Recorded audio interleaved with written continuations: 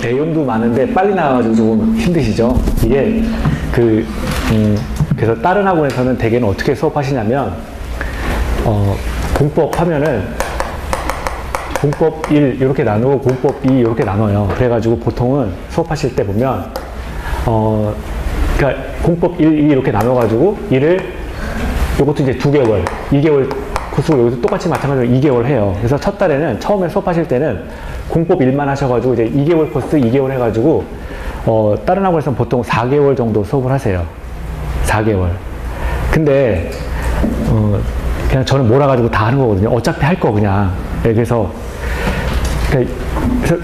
근데 예전에 이렇게 보면은 요렇게 뭐 이렇게 2 나눠가지고 1 반만 배우고 그 다음에 나머지 3, 4월 있다가 보통 1월 달에 시작하니까 1, 2월 달에 반 배우고 3, 4월 달에 반 배운다 그랬는데 5, 6월 달 가면 어차피 다 도루묵이에요. 다 똑같아져요. 그래가지고 어차피 제 생각에는 처음부터 조금 그러니까 지금 여러분 이렇게 우리 이제 기본적인 내용하고 그 다음에 밑줄 긋잖아요. 근데 이거는 그냥 지금 외우라는 소리 아니에요. 그냥 이렇게 체크할 것만 체크해 놓고요. 나중에 그냥 찾아보시라는 의미예요. 그리고 그 서브노트 나가는데 그 45페이지, 46페이지밖에 안 되잖아요. 사실은 그것만 외우셔도 돼요. 그리고 나중에 어차피 기출지문 OX 다 할 거거든요. 그것만 외우셔도 돼요. 근데 나중에는 이제 기본서를 안 보시게 돼요. 이 책을 두꺼워서 이게 양이 많아가지고 안 보시게 되거든요. 그래서 어쨌거나 이제 뭐 이렇게 가나 저렇게 가나 뭐 방법은 우리 합격하는 건데 조금 제가 조금 빨리 하는 거죠. 그래가지고 양이 좀 많아요. 양이 좀 많고 그래서 막 저도 막 헷갈리고 막 그러잖아요. 막 쓰다가 지금 죄송합니다 이러고 다시 쓰고 막 이러잖아요. 그래서 아주 흔한 일이에요. 아주 흔한 일이고 그리고 심지어는 지금 이제 주거환경법, 도시 주거환경정비법 이거 들어갈 건데 이 부분은 개정이 많이 됐어요. 개정이 많이 돼가지고 이 책 내용을 바꿔야 됩니다. 이 책 내용 자체를 바꿔야 돼요. 그래서 지금부터 하는 거는 제가 안 바뀌는 부분만 할 거예요. 안 바뀌는 부분. 그래서 도정법은 좀 쉽게 넘어가고요. 그래서 다음번 순환할 때 좀 더 바뀐 것까지 다 포함해가지고, 물론 지금도 이제 바뀐 건 할 거예요. 바뀐 거, 이건 보지 마세요라고 해서 아마 긁고 넘어가는 게 많을 텐데, 그래서 이제 개정될 거니까, 그 부분 좀 수월하실 거예요. 그래서 지금 공부하실 때는 크게 제가 가장 염려하는 게 공부할 때 스트레스 받는 거거든요. 스트레스 받지라는 말을 하고 싶은데 스트레스 안 받을 수가 없죠. 이거는 사실. 그리고 이게 농담을 할 수도 없어요. 그래서 그냥 이렇게 그냥 지금 공부는 그냥 그런가 보다라고 하시면 되고요. 밑줄 긋는 거 나중에 이제 천천히 보세요. 천천히 보시고 이런 내용이 있구나. 그 정도만 이제 보시면 됩니다. 이 서브노트 중심으로 이렇게 외우시면 돼요. 외우시는 건 서브노트 중심으로 보시면 됩니다. 그러면 요것만 사실 외우셔도 50점 이상은 다 맞으세요. 50점 이상은 다 맞으시니까 그렇게만 하셔도 되고요. 자, 근데 우리가 또 그렇잖아요. 왜? 뭐 공부를 하는데 제가 어떻게 50점을 맞을 수 있습니까? 막 이러시면서 하시는 분이 있잖아요. 그래서 책도 뭐 다 하고 하는 건데 지금은 그냥 이렇게 그러니까 공부하실 때 서브노트 중심으로 보시고 책은 밑줄 그어 드리니까 그 부분 주로 내용이 많으니까 그 부분 주로 이렇게 보시면 됩니다. 그래서 사실은 이렇게 학원을 다니시면 합격하는 데는 전혀 지장은 없으세요. 자, 이제 도시 및 주거환경정비법 이 부분 이제 시작할게요. 도시 및 주거환경정비법. 자, 도대체 도시 및 주거환경정비법은 뭐 하는 거냐? 자, 먼저 이제 의의를 한번 볼게요. 의의를 먼저 보시면요. 의의라고 하는 거는요, 도시의 기능을 회복하는 겁니다. 도시의 기능을 회복하고요. 그리고, 주거환경이 불량한 지역을 정비하는 법이에요.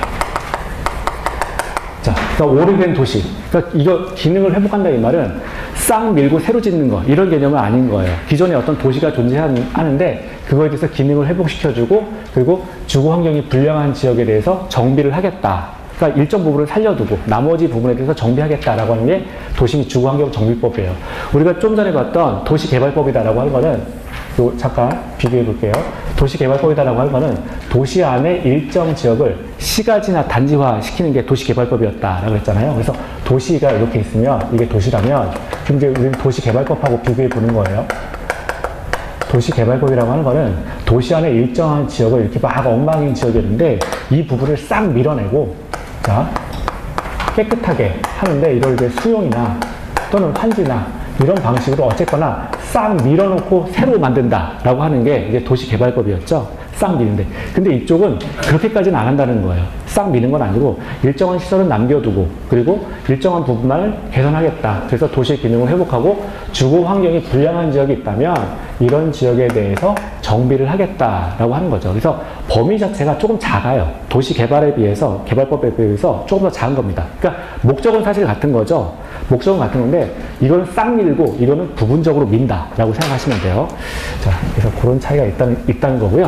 자, 일단 의의를 받고요. 두 번째를 보면 이제 절차를 한번 볼게요. 어떤 절차에 거치느냐. 자, 절차. 일단 지금 도시 및 주거환경 정비법을 하고 있는 건데요. 절차를 이쪽에다 쓸까요? 기본 방침이라는 걸 먼저 만들어요. 이 도시 및 주거환경 정비법을 이제 수립하려면 여러분 교재 다 거기 있으니까 안 쓰셔도 되죠? 기본 방침이라는 걸 일단 세우게 되고요. 그리고 기본 방침이 만들어지게 되면 두 번째는 이제 기본 계획이라는 걸 만듭니다. 기본 계획을 이제 수립하게 되고요. 그리고 기본 계획이 만들어지게 되면 정비 계획이라는 게 만들어지죠. 정비 계획.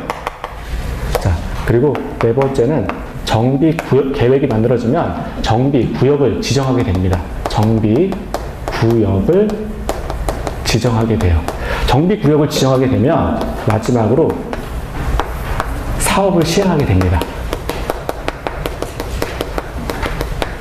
사업을 시행하게 돼요.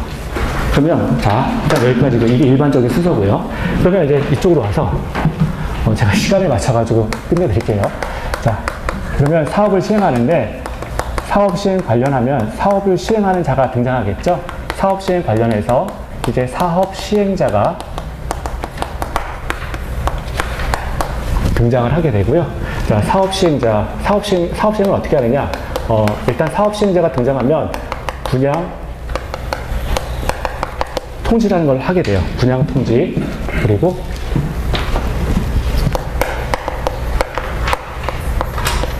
공고라고 하는 걸 하게 되고요. 그리고 분양 통지가 끝나면 일단 순서를 써놓고 할게요. 분양 신청이라는 걸 받습니다. 분양 신청을 받게 되고요. 그리고 관리 처분 계획.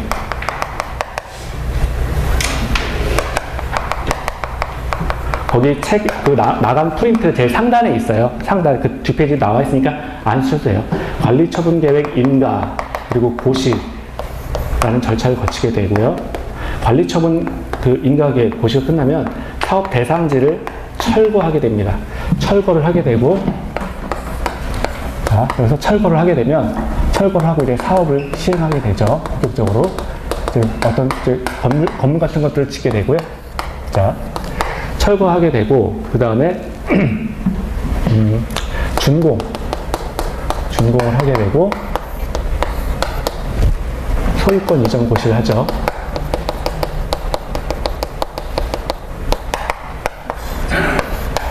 그리고 소유권 이전이 있고요.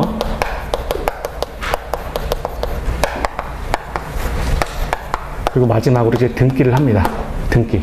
크게 이런 순서예요. 이런 순서로 이렇게 진행이 되는데, 이제 개념만 보시면 돼요.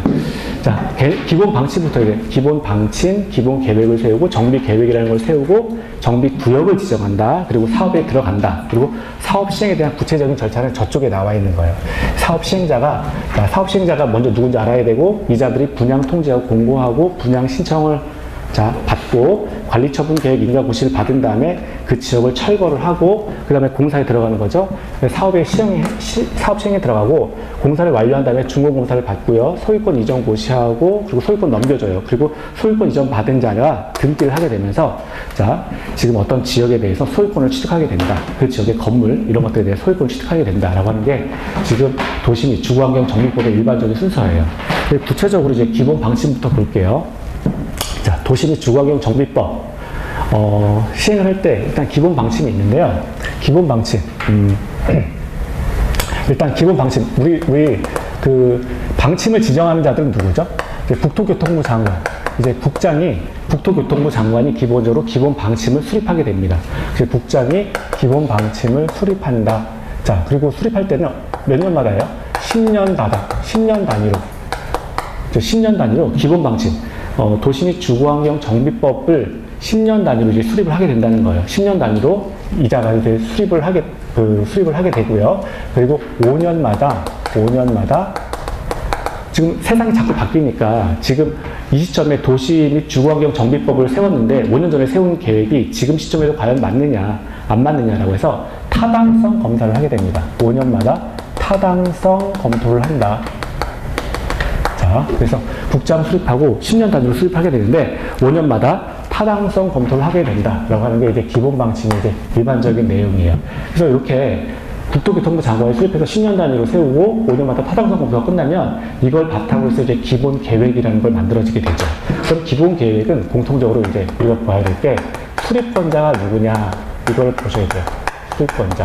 자, 기본 계획. 지금 우리가 하고 있는 게 도시 및 주거환경 정비법이거든요. 자, 그럼 수립권자.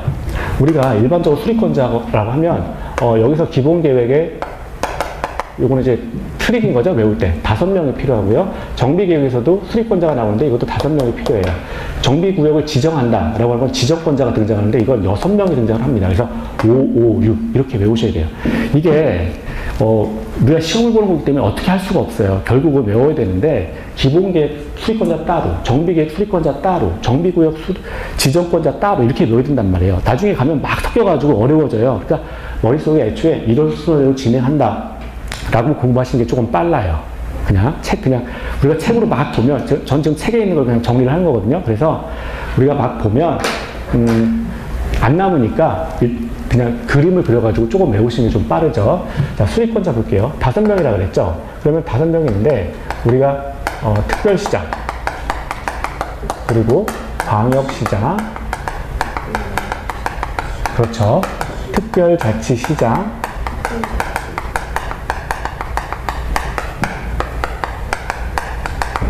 특별자치도지사. 그럼 몇 명이에요? 4명이죠. 그럼 누가 있어요? 특별시장, 광역시장, 특별자치시장, 특별자치도지사, 그리고 시장까지. 여기까지 5명이라는 거예요. 5명. 자, 그러면 어떤 특징이 또 있느냐? 지금 이 특별시장, 광역시장, 특별자치시장, 특별자치도지사, 시장이 도시 및 주거환경 정비법에 관한 기본 계획을 수립할 수 있다라고 하는 것이고요. 여기 하나 조심할 게 시장이 수립하는 경우에는 시장에 누가 있죠? 도지사가 있죠. 도지사. 그래서 시장이 수립하는 경우에는 도지사의 승인을 받으라 라고 하는 거예요. 도지사의 승인을 받아라 라고 하는 것이고요. 기본계획 관련해서 3년, 세 번째. 자, 이 기본계획도 마찬가지로, 기본 방침과 마찬가지로 10년 단위로 수립을 해야 되고요. 누가? 특별시장, 광역시장, 특별자치시장, 자치도지사, 시장이 수립해야 되고요. 그리고 5년마다 타당성 검토를 또 들어가야 된다. 타당성 검토를 들어가야 된다. 자, 이렇게 좀 정리하셔야 돼요. 그래서 시험 문제가 나오는 건 기본 계획의 수립권자가 누구냐? 이렇게 물어보니까 안 외울 수가 없어요. 순서가 일단 이렇다 정도만 아시면 되고 7월 달에 가서 본격적으로 그때부터 외우시면 돼요. 지금은 그냥 이렇구나 정도만 보시면 됩니다. 자, 두 번째 이제 볼 게 이제 정비 계획이에요. 정비 계획도 마찬가지로 정비 계획 관련해서 첫 번째 정비 계획에 이건 기본 계획이고 이건 정비 계획이에요. 정비 계획에 관한 수립권자가 나옵니다. 수립권자가 등장하는데 이것도 5명이라고 그랬잖아요. 5명인데 이거는 이제 외울 때 여기 위에서 2사람을 빼요. 위에가 아까 기본 계획 수립권자가 특별시장, 광역시장, 특별자치시장, 특별자치도지사, 시장까지 였잖아요. 얘네 2를 빼고 아래로 이렇게 5명이 진행이 되는 거예요. 아래로. 그래서 기본 계획은 큰 사람들이 세우는 거고 정비 계획은 작은 자가 세운다라고 보시면 돼요. 그러니까 기본 계획은 이 사람은 좀 큰 자들이 세우는 거고 정비하는 거니까 요거는 좀 뭔가 작은 애들이 세운다라고 좀 기억을 하세요. 얘네 2 빼고 여기부터 시작하는 겁니다. 여기부터 5명이 또 나가는 거예요. 이제 그러면 그렇죠. 특별자치시장 그리고 특별자치도지사 자, 그리고 시장, 그리고 군수, 그리고 구청장까지. 구청장이 처음 나왔어요. 그러니까 시험 문제를 물어보는 건 구청장이 나와요. 구청장. 구청장까지가 지금 5명인 거예요. 외울 때 위에 2명 빼고 이제 아래로 쭉 내려오는데, 그러니까 위부터 이게 큰 사람들이거든요. 쭉 내려왔다가, 그 다음에 이제 구청장까지 내려온 거예요. 5명이 왔다. 정비계획. 자, 그리고 두 번째는 이제, 요게 또 나와요. 요게 특이한 게 정비계획에 입안 제한이 있어요. 정비계획에 대해서, 내 지역도 지금 정비계획 수립해 주세요. 지금 도시및 주거환경 정비법에서 정비계획 수립해 주세요. 라고 해서 정비계획을 입안 제한할 수 있는 자가 있다는 거예요. 그리고 세 번째, 하나가 더 있는데, 세 번째는 정비계획 지정 신청이 있어요.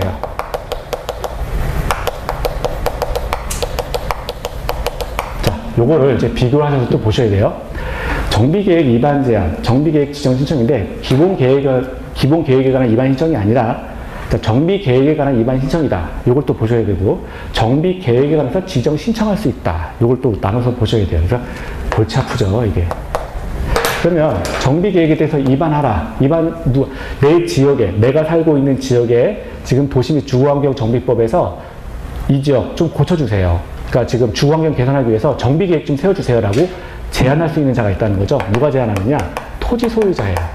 토지 소유.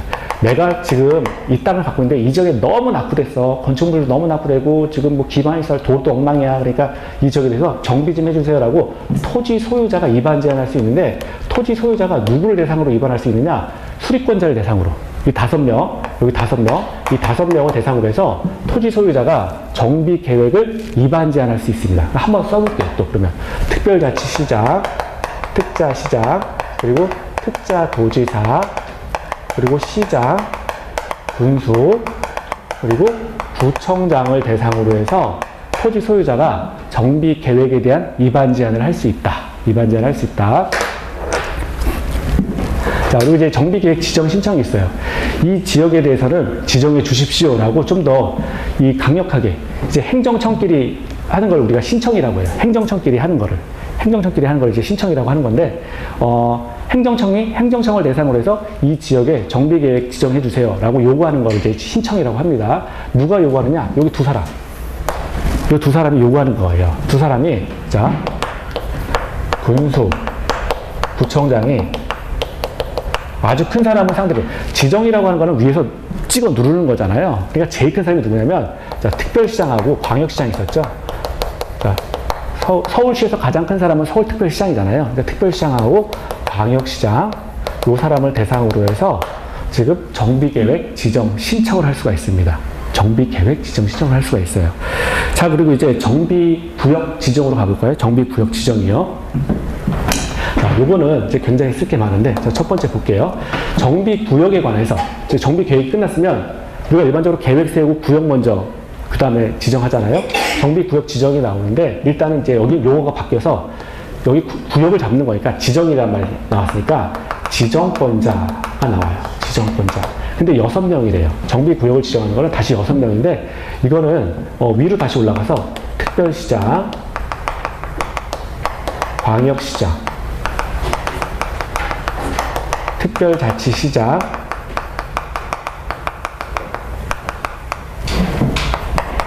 특별자치도지사.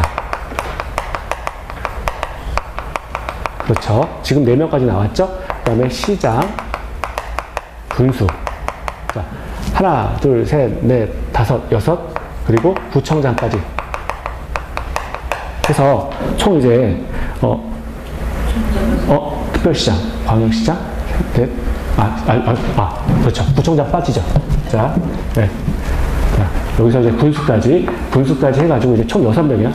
네, 6명. 이렇게 지정권자가 됩니다. 지정권자.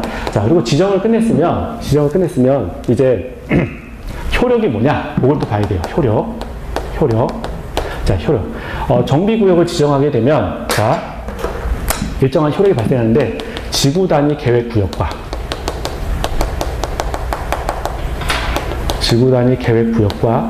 그리고 여기에 지구 단위 계획을 수립한 것으로 의제가 된다. 의제는 우리 간주였죠? 그래서 예를 들어서 A를 B로 본다. 의제는 이제 본다였어요. 본다. A를 B로 본다라고 한다면 A 꼴은 B다. 그런 소리였죠? 의제됐다. 그래서 정비구역을 지정하게 되면 그 지역에 대해서는 자, 지구 단위 계획 구역이 설정된 것으로, 그리고 지구 단위 계획이 수립된 것으로 보겠다라고 하는 거죠. 지구 단위 계획과 지구 단위 계획이 수립된 것으로 의제가 된다. 자, 이게 효력이었어요. 자, 그리고 세 번째 보면 이 지역에 대해서 정비 구역이 이제 지정됐다. 이 말은 토지를 공적인 목적으로 이제 쓰겠다라고 하는 거예요. 그렇죠. 어떤 지역에 대해서 단지화 시키겠다. 지구 단위 계획 구역이 어떤 지역에 대해서 단지화를 시키는 거니까 그 지역에 대해서 이제 토지를 공적으로 이용하겠다라고 하는 소리가 되죠. 그렇다면 토지를 공적으로 이용하는 지적으로 의제가 되는 거니까 행위 제한이 따라 붙는다는 거예요. 행위 제한. 행위 제한. 그래서 이 지역에 정비구역으로 지정이 됐으면 이 지역에서 당신 마음대로 토지 사용하지 마세요 라고 하는 게 행위 제한이었죠. 행위 제한. 그러면 그 행위 제한은 뭐가 있었죠? 우리 아까는 아니죠. 지난주에 도시개발법 할 때도 행위 제한이 봤었어요. 그래서 건공, 토토토싸 뭐 이런 걸 했단 말이에요. 그래서 다 아무튼 자, 기억이 안 나죠? 건공, 토토토싸 그 다음에 자 중목의 벌채매 축제 이런 것들이 하나가 있었죠. 중목의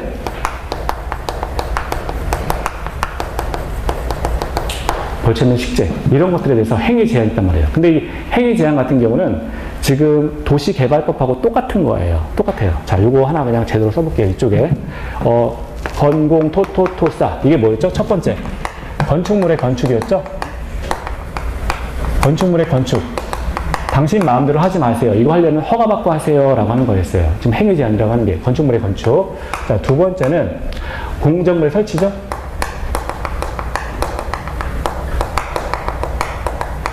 자, 공작물의 설치. 세 번째는 토지의 형질 변경이죠. 토지의 형질 변경이라고 하는 거는 토지를 깎아내거나 아니면 토지 위에 토지를 막 쌓아놓거나 이런 거 안 된다는 거예요. 토지의 형질 변경. 이거 하려면 허가 받으세요 라고 하는 게 행위 제한입니다. 그리고 자, 토지의 형질 변경 다음에 네 번째가 뭐예요? 토석의 채취. 채구라는 거죠.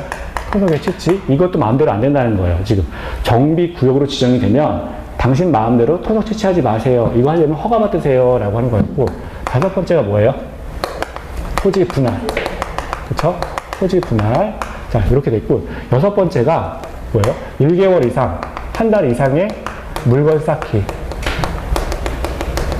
물건 쌓기. 이거 안 된다는 거예요. 어느 지역에 이제 그 정비구역으로 지정된 지역 안에 물건을, 1개월 이상 물건을 쌓으려면 허가를 받고 물건 쌓아라. 라고 하는 거죠. 물건 쌓기. 그리고 일곱 번째 보면, 자, 여기 하나가 더 들어가는 거예요. 중목의 벌채매 식재. 그래서 우리 국계법에서는 원래 이게 없었잖아요. 근데 도시개발법에서 중목의 벌채매 식재가 들어가 있고, 지금 도정법에서도 이게 들어가 있는 거예요. 그래서 중목의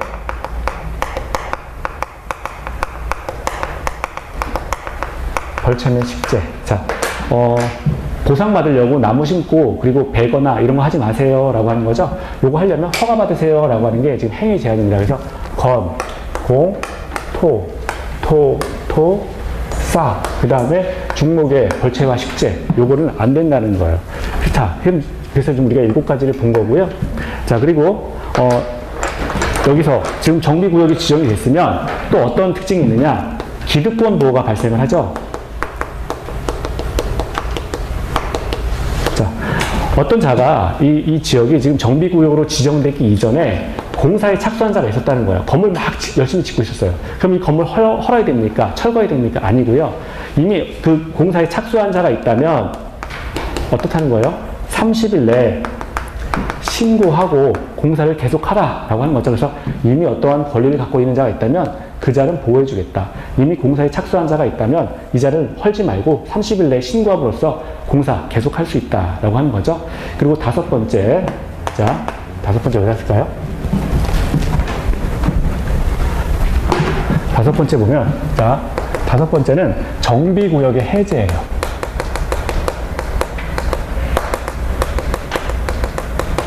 정비구역의 해제가 나오는데, 그럼 정비구역이 일단 뭐 사업을 완료하거나 뭐 어떤 이유에 의해서 해제가 되면 어떻게 됩니까? 라고 하면 정비구역 지정 이전으로 환원된다. 자, 그거 하나만 좀 기억을 하시면 되죠. 그래서 여기까지 본 게 지금 이제 사업 시행이에요. 사업 시행까지 본 거고요. 자, 지금 저기 정비구역의 지정, 정비구역 지정까지 해가지고 여기까지 본 거고요. 자, 그리고 이쪽 갑니다. 이제 사업 시행. 전체적으로 한번 보는 거예요. 사업 시행에 들어오면 일단 사업 시행자가 등장을 하죠. 그럼 사업 시행자는 또 누굽니까? 라고 하면 얘도 이제 종류가 공공이 있고요. 그리고 민간이 있습니다. 공공이 있고 민간이 있어요. 정비구역은 지금 저기 교재로 정리 안 할 거예요. 왜냐하면 교재 내용이 바뀔 거기 때문에 이쪽으로 정리 안 할 거예요. 그래서 일단은 이거랑 서브노트랑 이렇게 보는 걸로 하죠. 그래서 자, 공공이 있는데요. 공공 같은 경우에는 누굽니까? 라고 하면 자, 공공 같은 경우에는 저기 예전에 이제 도시개발법에서는 국가, 지자체 뭐 이런 사람들이었잖아요. 근데 이쪽으로 지금 도정법으로 넘어오면서 이쪽 같은 경우는 이제 시장, 군수 이 사람들이 이제 주축이 돼요. 그래서 용어가 뭐 마찬가지로 이 사람들도 국가인데 시장, 군수 좀 이렇게 좀 정리를 하셔야 되고요. 그리고 주택공사가 있어요. 주택공사 시험에 나오니까. 자, 주택공사도 정부에서 운영하는 거니까 공공이라고 봅니다. 자, 이런 사람들이 지금 도시환경정비법에서 있어서의 공공, 시행자다 이렇게 보셔야 돼요. 민간 같은 경우에는 두 가지죠. 조합이 있고요.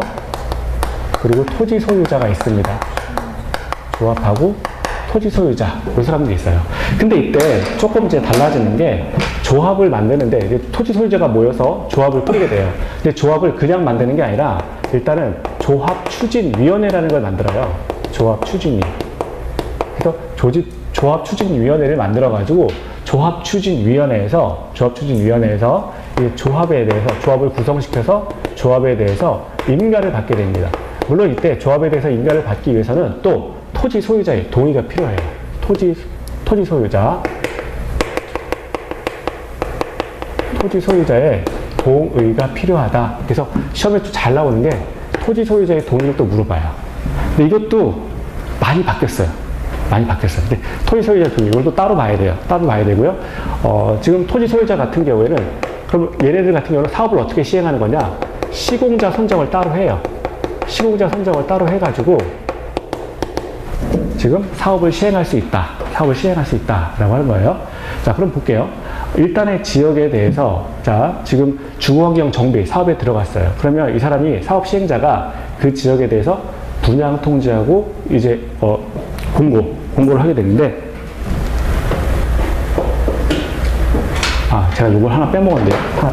죄송합니다. 여기서 이걸 잠깐 순서를 잠깐 바꿀게요. 이거를 사업 시행자라고 하고요. 지금 했던 거 사업 시행자 이렇게 되고요. 그 다음에 하나가 뭐가 빠졌다 했어요. 그러니까 지금 봤던 게 이제 사업 시행자예요. 저기 사업 시행으로 끝나서 여기 사업 시행자가 이렇게 온 거고요. 사업 시행자는 공공하고 민간이 있다라고 하는 것이고, 자, 그 위에 사업 시행 인가 고시, 사업 시행에 대해서 인가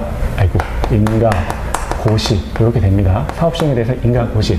자, 이런 단계가 있어요. 이런 단계가 있고, 요 단계를 거쳐서 이제 분양 통지 공고하고, 분양 신청받고, 관리 처분 계획 인가하고, 그다음에 철거하고, 사업 시행, 준공, 소유권 이전, 뭐 해서 맨 끝에 등기로 이렇게 끝나게 되는데요. 이 사업 시행 인가 고시는 도대체 무슨 말이냐? 자, 요거는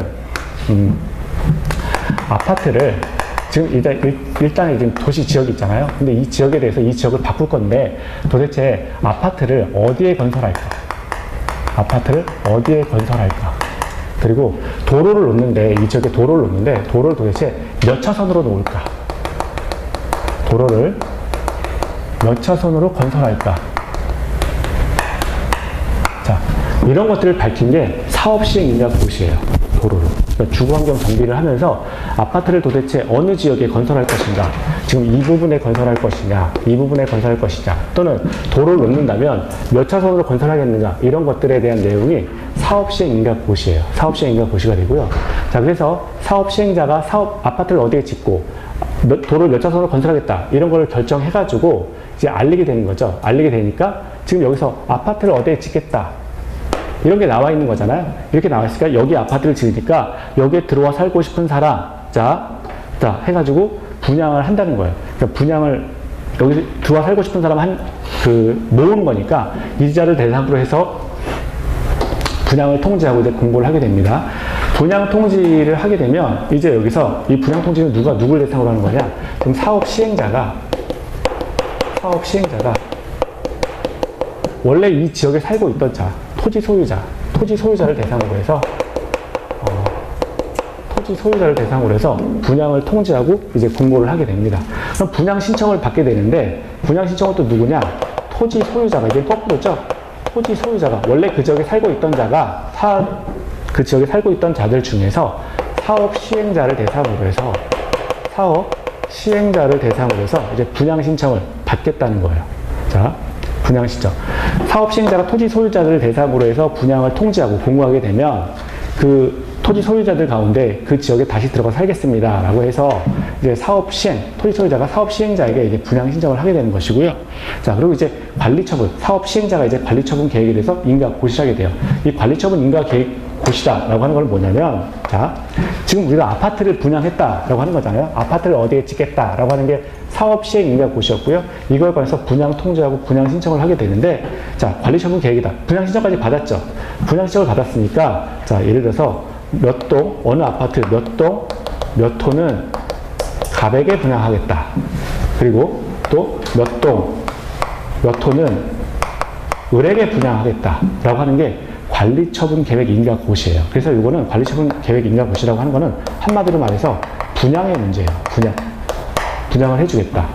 그래서 계획을 다 세워놓고 이 지역을 이제 공사에 들어가야 되니까 싹 밀어버리는 거죠. 일정 부분 밀어요. 다 밀어버릴 수 있는 거 밀어요. 그래서 철거에 들어갑니다. 철거하고, 그 다음에 이 지역에 들어가서 아파트 짓기로 했으니까 아파트 짓고, 도로 짓기로 했으니까 도로 짓는다는 거예요. 근데 뭘 살릴 건 좀 살려두고요. 그래서 일단 뭐 사업 시행의 방식이 이제 하는 거고요. 그리고 사업 시행에 들어가서 공사를 했다 얘기고, 공사 완료되면 중고공사를 받게 되죠. 중고공사를 받게 돼서 지금 우리가 여기 관리처분 계획에 따라서 소유권을 넘겨줍니다. 소유권을 지금 사업 시행자가 뭐 예를 들어서 사업 시행자가 갑에게, 또 을에게 이렇게 소유권 넘겨주고요. 이전고시 하겠다라고 하고 소유권 이전하게 되면 이자들이 소유권을 받아서 이제 들기를 하게 되면 이제 그 아파트 뭐 그런 쪽에 대해서 이제 소유권을 얻게 되는 거죠. 그래서 요런 순서가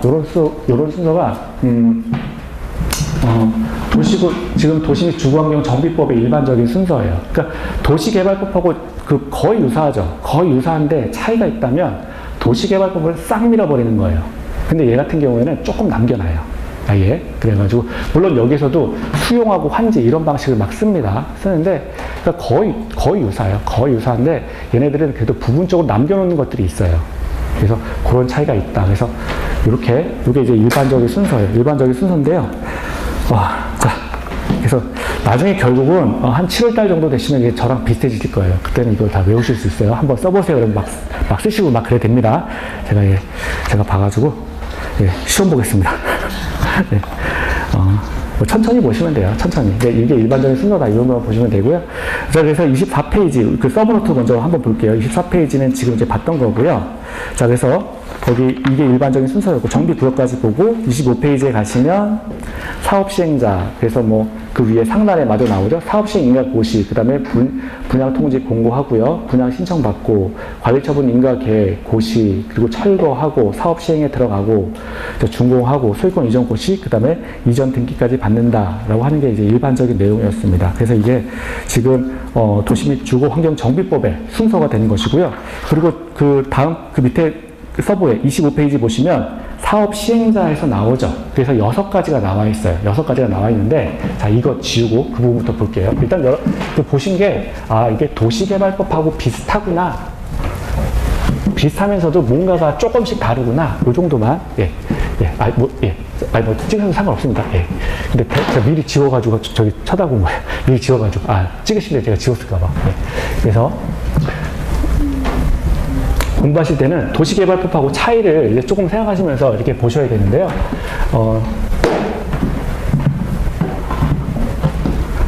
자, 이제 거기 그 서브노트에 보시면 거기 사업 시행 종료 해가지고 나와 있죠. 자, 그 부분 볼게요. 자, 거기 처음에 보시면 사업 시행자 해가지고 정비 사업의 종류, 사업 대상 지역, 뭐 이렇게 토지 등 소유자의 범위, 사업 시행 방법, 시행자 이렇게 나와 있는데요. 자, 보죠. 정비 사업의 종류 해가지고 똑같이 써볼게요. 정비 사업의 종류. 자, 정비 사업의 종류가 있고요. 그리고 두 번째가 이제 사업 대상 지역이 있죠. 자, 사업 대상 지역이 있고요. 자, 그리고 세 번째 보면은 사업 시행 방식.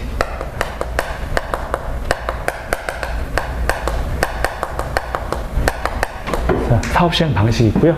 네 번째는 이제 시행자. 자, 이렇게 나와 있습니다. 자, 그럼 볼게요. 첫 번째 뭐가 있습니까? 첫 번째 나와 있는 거는 6가지가 있었는데 주거 환경 개선 사업이라는 게 있죠. 주거 환경 개선 사업. 두 번째는 주택 두 번째는 주택 재개발 사업이 나와 있죠. 주택 재개발 사업. 그리고 세 번째가 주택 재건축 사업이 나와 있죠. 주택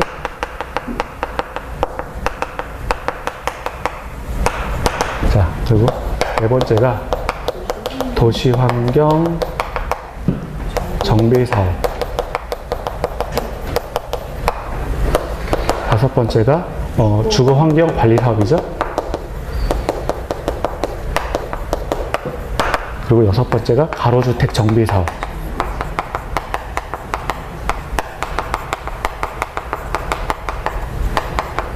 여섯 개 이렇게 나와 있어요. 그런데 6개 이렇게 나와 있는데 이거 쓰지 마세요. 이거 다행인 게 뭐냐면 올해 갑자기 법이 바뀌어가지고요. 이 위에 것만 살아있고 밑에 건 다 없어졌어요. 이게 그래가지고 지난주에 그래서 이걸 안 보셔도 돼요. 3개만 남아있는 거죠. 그러니까 외우기 확 줄어버렸죠. 예. 그러면 일단 이거 3개 가지고 볼게요. 주거환경 개선사업, 주택 재개발 사업, 그리고 주택 재건축 사업 이렇게 있는데, 자, 요 주거환경 개선사업이다 라고 한 건 뭐냐면 요거는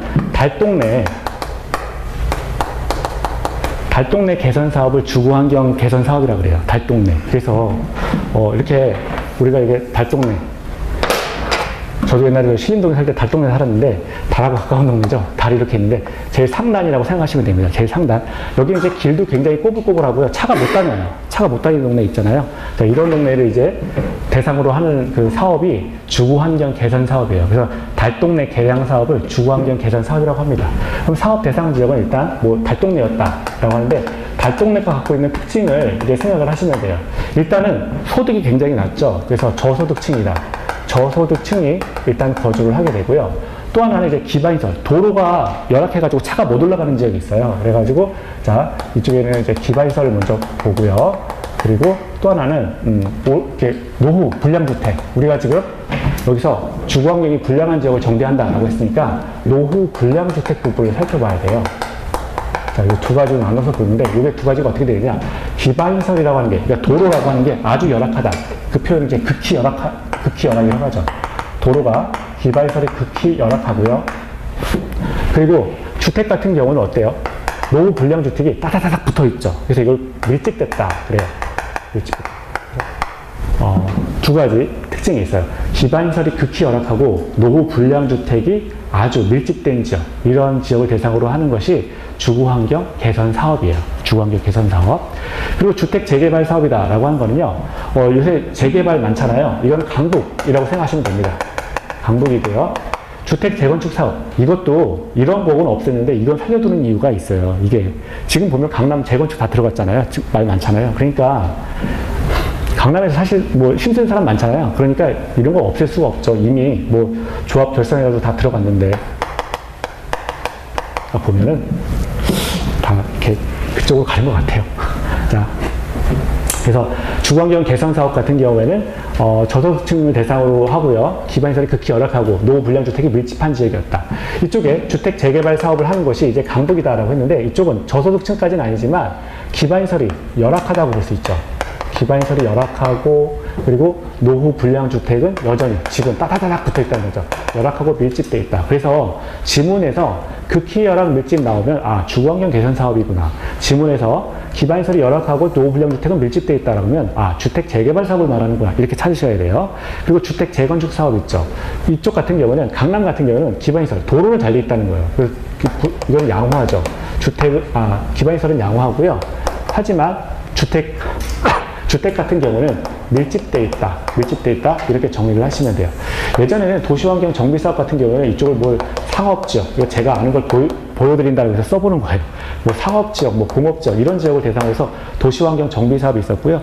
주거환경관리사업이다라고 하는 거는, 그 지역을, 이제 개량이 필요하고, 그리고 보전이 필요하고, 그리고 정비가 필요한 지역을 주거환경관리사업 대상 지역으로 봤어요. 그리고 가로주택 정비사업 같은 경우는 가로구역이라 그래서 이렇게 이런 지역이 있었죠. 도로가 이게 좀 다 도로예요. 도로가 이렇게 있는데 도로 안에 예를 들어서 여기 집들이 이렇게 있는데 한 뭐 10집이 있고 20집 있고 뭐 이런 지역이 있었어요.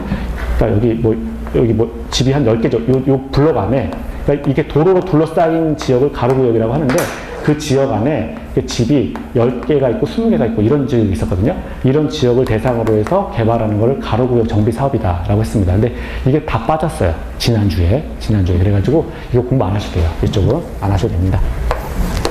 그래서 제가 아는 걸 보여드리겠다고 한번 써본 거예요. 그냥 의미가 없고요. 자, 일단은 이제 살아남은 건 요 세 가지죠. 주거환경 개선 사업, 주택 재개발 사업, 그리고 주택 재건축 사업, 이렇게 남아있어요. 그러면 사업 시행 방식. 자, 도대체 사업을 어떻게 할 거냐라고 하는데, 자, 첫 번째, 여기 주거환경 개선 사업 같은 경우에는 일단, 자력 개량이라는 방법이 있어요. 자력 개량. 두 번째는 이제 수용 방식이 있고요. 그리고 세 번째는 환지 방식이 있고, 네 번째는 이제 관리처분 계획이라는 게 있어요. 관리처분 계획. 관리처분 계획이라고 하는 거는 싹 밀어버리고 새로 건설하는 걸 관리처분 계획이라고 합니다. 근데 우리 자력계량은 뭡니까? 라고 하면 이거는 사실은 여기 지금 달동네잖아요. 달동네 기반설, 도로를 이렇게 놔주는데 도로를 국가가 놔주겠다라고 하는 거예요. 도로는 국가가 놔줄 테니까 집은 너희들이 고쳐. 너희가 사는 거니까 너희가 고쳐. 라고 하는 게 자력계량 방식이에요. 자력계량 방식. 그래서 어쨌거나 자력계량, 수용, 환지, 관리처분 이렇게 네 가지의 방식을 주거환경 개선 사업에서 쓸 수 있다라고 했고요. 그리고 주택 재개발 사업에 그러면 어떤 사업 방식을 취합니까? 라고 하면 이것도 외울 때 요거 두 가지 빼세요. 요거 두 가지 빼면 환지하고 관리처분만 남아있죠. 그래서 환지 방식이나 또는 관리처분 방식으로 한다. 그리고 이쪽에 주택 재건축 사업 같은 경우에는 관리처분 방식으로 한다. 자, 이렇게 보시면 돼요. 그러니까 하나씩 줄어버리는 거예요. 여기 두 개가 줄고 여기는 하나가 줄고 해서 주택 재건축은 관리처분 방식으로 한다. 자, 그럼 시행자가 있어요. 시행자 같은 경우도 여기 환경이란 말이 들어가면 이거는 공공이 담당을 합니다. 공공. 그러니까 국가가 나서서 한다는 거죠. 그래서 시행자 같은 경우는 여기 기본적으로 공공이 담당을 하고 주택 재개발 사업이나 주택 재건축 사업 경우에는 민간이 담당을 하죠. 민간이 이렇게 둘이 담당하는데 민간은 이제 조합을 말하는 거예요. 그래서 조합이 이렇게 담당을 한다. 이 정도만 보시면 돼요. 이제 문제되는 게 하나가 그러니까 조합을 꾸린다 그랬는데 이 조합의 범위가 문제가 되죠. 조합의 범위. 그래서 조합이라고 하는 거는 토지 등 소유자 이렇게 표현하는데 그러니까 토지 등 소유자, 여기서 토지 등 소유자라고 나오는 거는 도대체 누가 조합원이 될 거냐? 그 문제인 거예요. 그래서, 자, 조합원이 될 수 있는 자격, 이런 것들을 물어보죠. 조합원이 될 수 있는 자격. 그래서 이쪽에는 이 주거환경 주거환경 개선 사업, 이쪽의 경우에는, 건축물 소유자, 그리고, 토지 소유자, 그리고 지상권자 해가지고 이렇게 셋이서 이 조합원이 될 수 있는 자격이 있다는 거예요.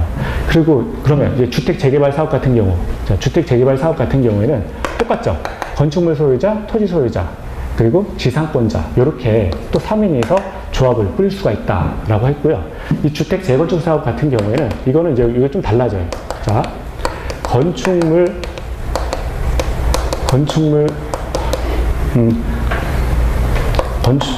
소유자 및 부속 토지 소유자 해서 여기는 밋이 들어가요. 그러니까 건축물을 갖고 있으면서 동시에 그에 딸린 토지를 갖고 있는 자가 조합원이 될 수 있다라고 하는 거죠. 그러니까 우리 법에서는, 우리 민법에서는 이 토지와 건축물 소유를 별개로 보잖아요. 그래서 요것도 갖고 있으면서 동시에 요걸 같이 갖고 있는 자가 조합원이 될 수 있다. 이렇게 봅니다. 근데 얘 같은 경우는 건축물만 갖고 있으면 조합원, 토지만 갖고 있다면 조합원, 지상권, 그 어떤 땅에 권리를 갖고 있는 지상권이 있다면 얘도 조합원이 될 수 있다. 물론 얘도 밑에 주택 재개발 사업, 얘도 건축물 소유자, 토지 소유자, 지상권자 이렇게 셋이 해서 이 사람들의 경우에도 각각 이렇게 조합원이 될 수 있는데 얘만 다르다는 거예요. 주택 재건축 조합의 경우에는 건축물을 소유하고 있으면서 동시에 부속 토지를 갖고 있는 자, 이자가 이제 그 조합원이 될 수 있다. 그래서 그것만 다르고요. 일단 거기 25페이지 볼까요? 25페이지 보시면 정비사업의 종류 해가지고요. 밑에 도시환경 정비사업, 주거환경 관리사업, 그리고 가로주택 정비사업 이건 싹 지워버리세요. 지워버리시고요.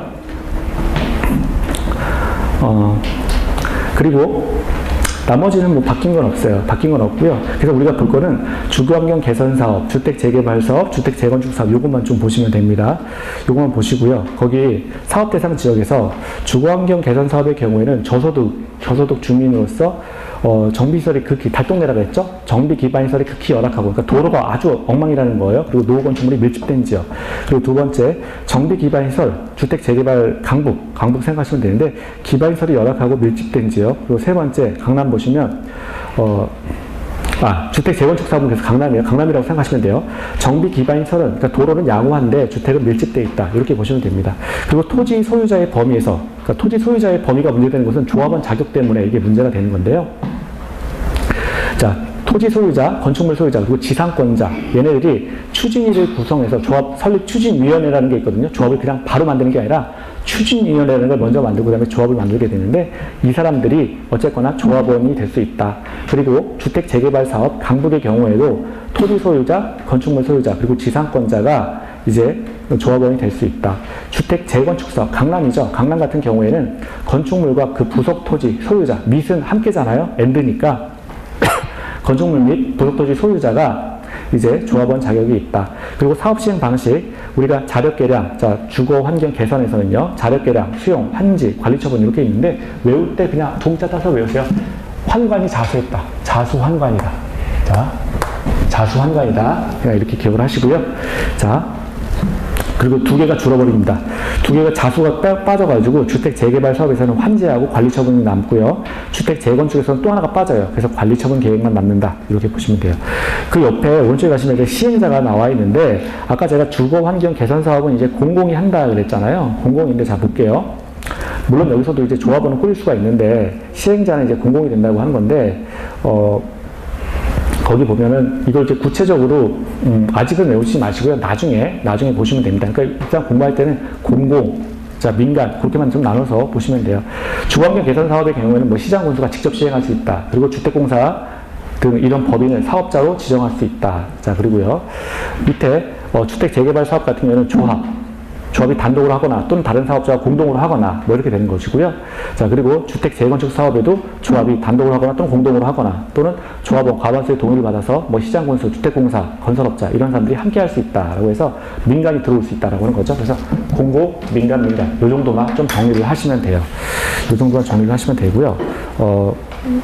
우리 아까 그 정비구역의 그 다음 오늘 받은 프린트 있으시죠? 오늘 받은 프린트. 예, 거기도 조금 고쳐야 돼요. 제가 프린트를 먼저 보내놨기 때문에 학원에 거기도 좀 고칠게요. 그거를 이제 페이지를 25-2라고 써주세요. 그냥 25-25페이지 다음에 나와 있으니까 25-2라고 해서 자 거기 정비구역의 해제라고 하는 게 있죠. 해제가 있는데 오늘 받은 프린트요. 오늘 받으신 거 네, 찾으셨나요? 거기 보시면 거기 추가사항에서 파트 3 도시 및 주거환경정비법 이렇게 나와 있는 거예요. 찾으셨나요? 다들? 네, 그러면 볼게요. 거기 보면 정비구역의 해제 있죠. 그리고 오른쪽에 안전진단의 실시 이렇게 나와 있는데요. 요거 밑에 페이지를 그냥 25-2 이렇게 좀 바꿔주시고요. 뭐 안 바꾸셔도 상관없는데 이제 보실 때 좀 순서대로 보시라고. 자, 그리고 거기 보면 맨 밑에 동그라미 3번에 도시환경정비사업이 있죠. 그거 지워버리세요. 기억리은 디귿인데 그거 지워버리세요. 왜냐하면 여기 원래 네 번째 도시환경 정비 사업이 있었잖아요. 근데 이거 폐지됐잖아요. 그러니까 이거 할 필요 없잖아요. 그러니까 요거 3번에 3번 다 지워버리세요. 도시환경 정비 사업 기억리은 디귿 다 지워버리시고요.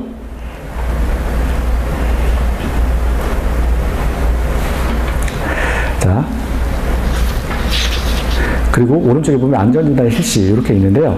책을 좀 잠깐 볼까요? 책을 잠깐 보겠습니다. 앞에 우리가 제가 어저께 보긴 봤어요. 어저께 그 빠질 거를 이제 다 찾아보긴 했는데,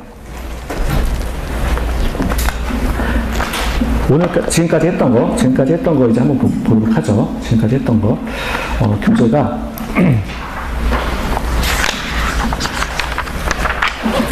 218페이지, 보세요. 218페이지요.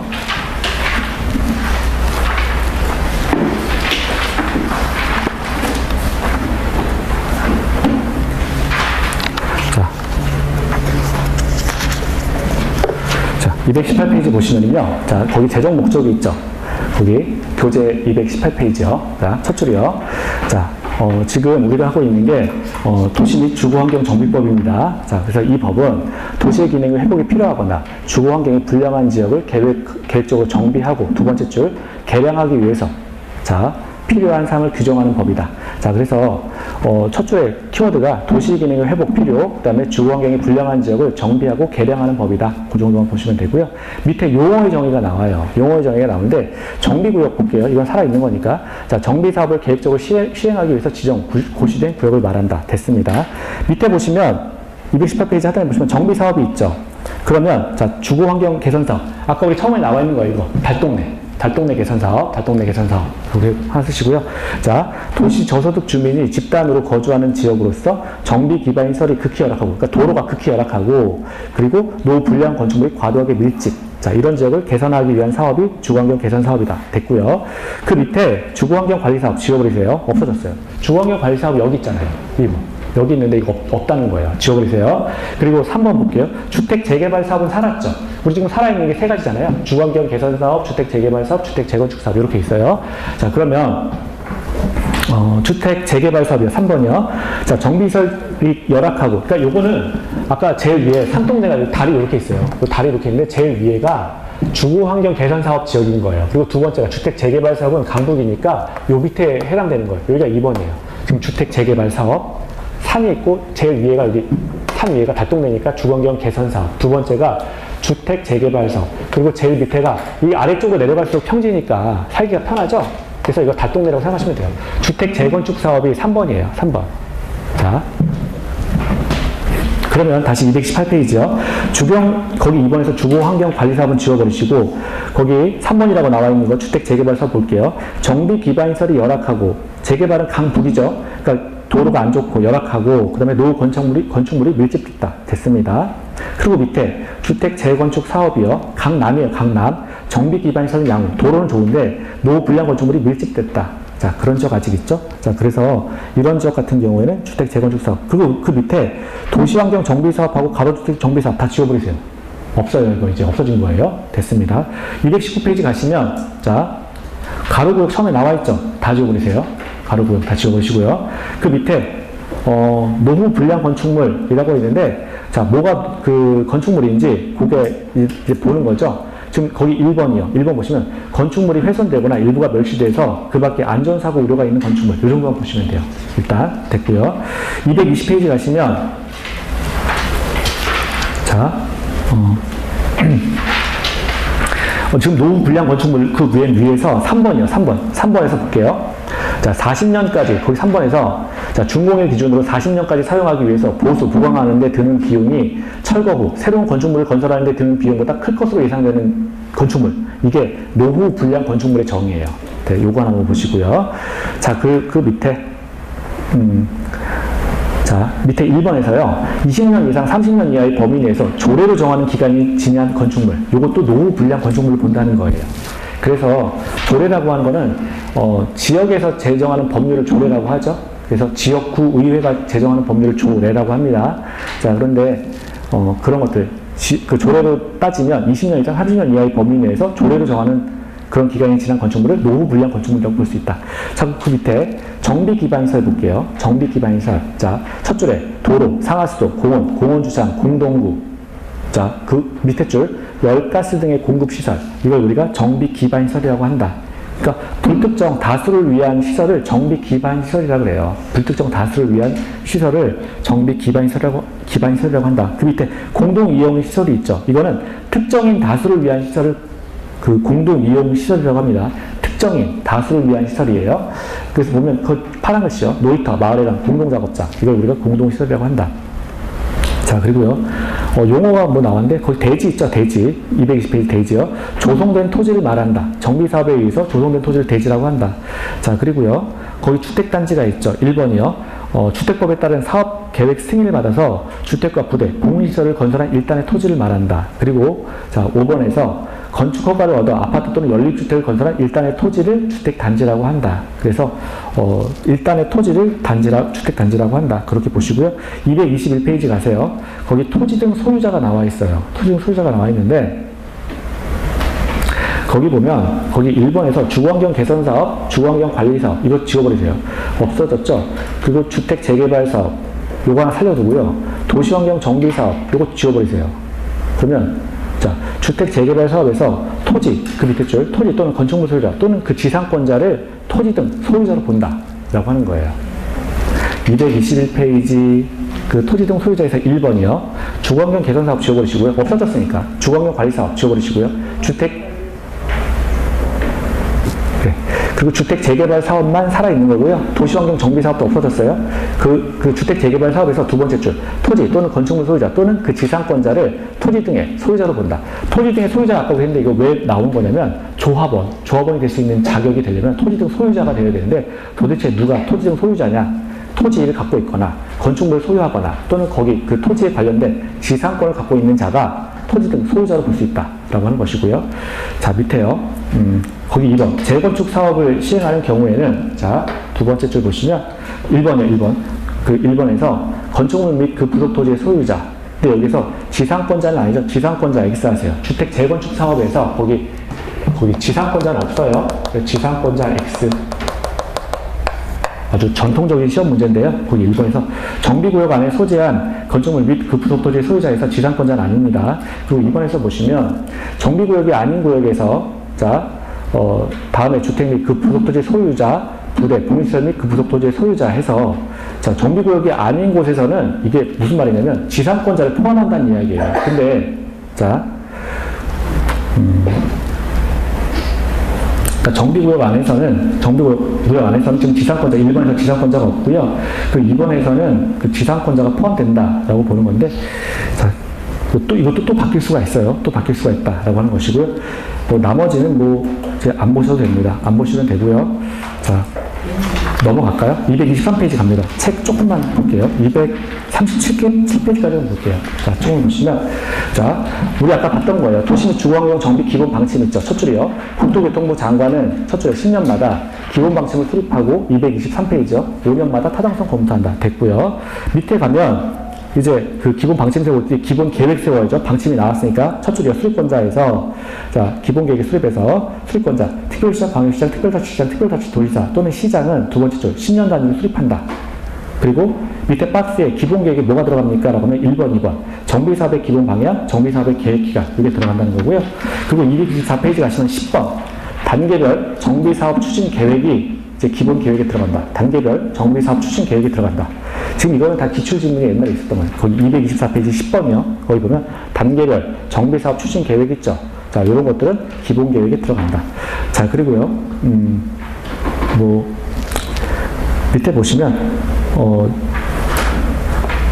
공람 및 의견 청취에서 두 번째 줄. 자, 14일 이상 주민에게 공람하고 지방의회 의견을 들은 후 그리고 그 밑에 줄, 세 번째 줄 그러니까 우측에 60일 이내 의견을 제시하고 그리고 그 밑에 줄 중간에 지방도시계획위원회 그 아래 줄 심의를 그 밑에 줄 거쳐야 한다. 다시요. 14일 이상 주민에게 공람하고 지방의회 의견을 들은 후 자, 60일 이내 의견 제시하고 그 밑에 줄 지방도시계획위원회 그 밑에 줄 심의를 거친다. 자, 됐고요. 225페이지 도지사의 승인. 자, 우리 수립 절차는 빼먹었죠? 근데 여러분 써볼 때는 있어요. 이거 나중에 좀 자세히, 나중에 좀 볼 겁니다. 근데 도지사의 승인 단계가 있다. 대도시의 시장이 아닌 첫 줄에, 대도시의 시장이 아닌 시장은 첫 줄에 도지사의 승인을 얻어야 된다. 됐고요. 그리고 협의비 심의가 있는데, 첫 줄 끝에 대도시 시장은 지방도시계획위원회 심의를 거치기 전에 관계행정기관의 장과 협의하여야 한다. 이 정도만 보시면 되고요. 자, 그리고 226페이지 갈게요. 226페이지 가시면 자, 여기 1번에서 정비계획의 지정 신청이 있죠. 자, 볼게요. 거기 구청장, 첫 줄에 구청장 체크하시고요. 그 다음에 군수 체크하세요. 그래서 이하 구청장 등 나왔어요. 그래서 구청장 등이라고 하는 게, 아하, 구청장하고 군수를 말하는구나. 이렇게 보시면 되는데, 자, 구청장, 군수는, 자, 첫 줄이요. 기본계획에 적합한 범위에서 그 아랫줄, 그 옆에 줄 끝에 정비계획을 수립하여 자, 이를 주민에게 서면 통보한 후 주민 설명회를 하고 30일 이상 주민에게 공람하며 지방의회 의결을 들은 후 자, 그 끝에 60일 이내에 의결을 제시하고 밑에 줄 특별시장, 광역시장에게 정비구역 지정을 신청하여야 한다. 여기까지. 아까 우리 그 서브에서 다 봤던 거예요. 자, 227페이지 넘어가시고요. 228 넘어가시고요. 자, 229페이지 볼게요. 정비계획의 위반 제한 있어요. 우리 이제 정비계획 자체에 대해서 위반 제한할 수 있는 자가 있다고 그랬죠. 토지 소유자가 5명한테 위반 제한할 수 있다. 그런 걸 봤었는데, 자, 제한 사유 첫 번째요. 토지 등 소유자는, 그리고요. 자, 첫 줄에 지금 229페이지 반가로 1번 제한 사유요. 토지 등 소유자는 첫 줄에 특별자치시장, 특별자치도지사, 시장, 군수, 구청장 등에게 정비계획의 위반을 제한할 수 있으며, 여기까지 보시고요. 자, 그 229페이지 맨 아래 보면 동그라미 2번에서 시장 군수는 제한이 있을 경우, 자, 60일 이내에, 60일 체크하시고요. 정비계획의 반영 여부를 제한자에게 통보하여야 된다. 됐습니다. 여기까지 보시고요. 230페이지 갈게요. 230페이지 가시면 정비구역의 지정이에요. 이제 정비구역의 지정. 그러니까 기본계획 세우고, 그 다음에 정비구역, 자, 지정을 온 겁니다. 지정권자, 자, 지정권자 했는데요. 여기 보면, 자, 정비구역의 지정권자는 이제 뭐, 거기 보면 특별시장, 광역시장, 그리고 2번에 구청장이 있고, 3번에 특별자치시장, 특별자치도지사, 시장 군수였잖아요. 아까 우리 정비구역의 지정은 지금 6명이라고 배웠잖아요. 특별시장, 광역시장, 특별자치시장, 특별자치도지사, 시장 군수까지 배웠잖아요. 근데 거기 부청장이 하나 들어가 있어요. 부청장이. 거기, 아까 제가 부청장 썼다가 지웠잖아요. 거기 보면, 2번에서, 방가로 2번에서 부청장 등, 이렇게 있는데, 천재지변 등. 요거 하나만 체크하세요. 자, 거기 마저 읽어보면, 천재지변 등 정비구역을 지정 또는 변경을 하는 경우에는 부청장 등이 그 밑에 줄, 직접 정비구역을 자, 지정한다. 그래서 천재지변이 되면 부청장이 지정할 수 있다는 거예요. 아까 우리 6명이라고 그랬잖아요. 정비구역의 지정권자는 6명인데, 천재지변의 경우는 예외적으로 구청장도 지정할 수 있다. 그렇게 하나 보시면 돼요. 자, 특별시장부터 시작해가지고 군수까지 오는 6명이죠. 근데 구청장이 천재지변의 경우에 지정할 수 있다. 됐고요. 이제 밑에 지정 절차가 있어요. 정비구역 지정할 때, 자, 지정 절차에서 도시계획위원회, 이거 못하예요. 위월회가 아니라 위원회죠. 자, 도시계획위원회 심의를 거쳐라. 왜냐하면 도시계획위원회는 전문가 집단이잖아요. 그러니까 이들의 전문성을 거쳐, 전문가 집단을 거쳐라. 자, 첫 줄이요. 특별시장, 광역시장, 특별자치시장, 특별자치도지사, 시장 또는 군수는 정비구역을 지정 또는 변경하고자 하는 경우에는 그리고 끝에 지방도시계획위원회 심의를 거쳐 자, 지정 또는 변경해야 된다. 됐고요. 자, 231페이지요. 지정 고시의 효과요. 자, 우리 아까 큰 타이틀이 정비구역을 지정하게 되면 지구단위 계획과 지구단위 계획구역으로 결정, 고시가 의제된다. 뭐 그런 걸 봤었다고요. 그래서 그게 나온 거예요. 첫 줄이요. 정비구역의 지정 또는 변경 지정에 대한 고시가 있는 경우에 두 번째 줄, 파란글씨, 지구단위 계획 및 지구단위 계획구역으로 결정, 고시된 것으로 본다. 됐습니다. 자, 그리고요. 넘어갈게요. 231페이지 가시면 정비계획의 수립 기준, 국장이 정한다. 어떤 계획이든 기준이 나오면 무조건 국장이에요. 그러니까 이건 뭐, 뭐 줘도 되고요. 231페이지 가로주택 지워보시고요. 자, 됐습니다. 넘어가시면 되고요. 234페이지 볼게요. 234페이지 가시면 자, 그 행위 제한에서 1번 개발의 허가. 우리가 지금, 지구단위 계획구역과 지구단위 계획으로 정비구역을 지정하게 되면 지구단위 계획구역과 지구단위 계획으로 의지된다라고 했으니까 토지를 공적으로 활용해야 된다는 거예요. 그런 경우에 토지를 사적으로 이용할 수 있는 절차의 경우에는 허가를 받아라라고 해서 개발행위 허가 대상이 나온 겁니다. 자, 그래서 개발행 1번, 방가로 1번에 허가 대상 개발행위요. 정비구역 안에서 다음의 행위를 하고자 하는 자는 시장, 군수의 허가를 받아야 된다. 시장, 군수 체크하시고요. 자, 건공, 토토토. 그 다음에 쌓기, 그 다음에 중목의 벌점의 식재. 그래서 총 7가지가 있죠. 이런 경우에는 이제 시장 군수의 허가를 받아라. 됐습니다. 그 7개 중목의 벌침의 식재, 이것도 이제 우리 도시개발법에 있었죠. 근데 국계법에는 이거 없었어요. 그리고 지금 도시 주거환경정비법에서 중목의 벌침 식재가 또 들어와 있어요. 물론 이거 차이도 나중에 다 그 정리해서 따로 드릴 거예요. 근데 이제 공부하시다가 뭐가 있고 뭐가 없는지 그거 한번 보셔야 됩니다. 자, 그리고 두 번째, 방과를 위반해서 허가를 요하지 않은 행위. 자, 두 번째 줄이요. 허가를 받지 않고 할 수 있다. 그래서 첫 줄에 1번에서 중간에 응급조치, 허가받지 않고 할 수 있다. 당연한 거죠. 응급조치니까. 그리고 2번에서 동그라미 1번의 끝에 간이 공작물 설치. 이거는 언제든지 쉽게 허물 수가 있죠. 허가받지 않고 할 수 있다. 2번에서 경작을 위한 토지의 형질 변경. 자, 경작은 우리 그 도시개발법 할 때도 나왔죠. 경작을 위한 토지의 형질 변경은 허가를 받지 않는다. 원래 토지 형질 변경은 허가를 받아야 되는데 경작을 위한 경우에는 허가받지 않아도 된다. 그리고 세 번째, 동그라미 3번에서요. 자연경관을 손상하지 않는 범위 안에서 통성의 취지. 이것도 도시개발법에 나왔던 내용이죠. 똑같단 말이에요. 그리고 4번이요. 정비구역 안에 존치하기로 결정된 대지 안에서 물건을 쌓아놓는 행위. 자, 존치하기로 결정된 대지 안에서 물건을 쌓아놓는 행위. 자, 어떤 정비구역이 있는데 그 지역 그냥 내버려두기로 했다는 거예요. 그 지역에 물건을 쌓아놓는 행위. 괜찮다. 자, 허가받지 않고 할 수 있다. 그리고 다섯 번째, 이것도 다 도시개발법에 나왔던 거죠. 관상용, 중목의 임시식재, 우리 집 마당에 나무 새 그루 심는다. 자, 이런 것들 허가를 받지 않는다라고 하는 것이고요. 경작지에서 임시식재를 제외한다. 이건 뭐예요? 경작지에서는, 그러니까 임시식재, 3,000구를 임시식재했다. 허가 받으라는 거예요. 그래서 이것도 도시개발법에 나왔던 내용이죠. 그래서 차이 기억하셔야 돼요. 관상용 중목의 임시식재는 허가받지 않는다. 근데 경작지에서 임시식재는 허가받는다. 됐고요. 자, 그리고 거기 235페이지 맨 아래 기득권의 보호가 있죠. 허가를, 자, 요거는 235페이지로 가세요. 235페이지 첫 줄이요. 공사 또는 사업에 착수한 자는 정비구역의 지정 도시 날로부터 30일 이내 그 아랫줄, 자, 시장군수에게 신고하고 계속 시행할 수 있다. 기득권의 보호라고 했습니다. 그리고, 자, 밑에도 보면 이것도 뭐 개발행위 허가의 제한인데 거의 안 나오는데 그래도 한번 보죠. 체크만 하세요. 국토교통부 장관, 시도지사, 시장 또는 군수, 구청장은, 자, 두 번째 줄 끝에 정비 예정구역 또는 정비 계획을 수립 중인 지역에 대해서 3년 이내의 기간으로 밑에 줄 행위를 제한할 수 있다는데 3년 이하의 기간으로 제한할 수 있는 게 뭡니까 하면 거기 건축물의 건축, 토지의 분할에서 건토. 자, 요 두 가지는 행위를 제한할 수 있다. 3년 이내의 범위 내에서 제한할 수 있다. 밑에 제한 절차는 패스하시고요. 그리고 236페이지에 정비구역의 해제가 있는데 이거는 다음 시간부터 하죠. 다음 시간에 이제 정비구역의 해제부터 좀 볼 겁니다. 이거는 그림을 한번 그려야 되니까 다음 시간에 하도록 하죠. 예. 수고하셨고요. 좀 빨리 내용도 빨리 나오고 내용도 많아가지고 좀 공부하시기가 좀 힘드실 거예요. 예, 수고하셨고요. 결석하지 마시고 다음 주에 이제 또 뵙도록 하죠. 수고하셨습니다. 안녕히 들어가세요. 네.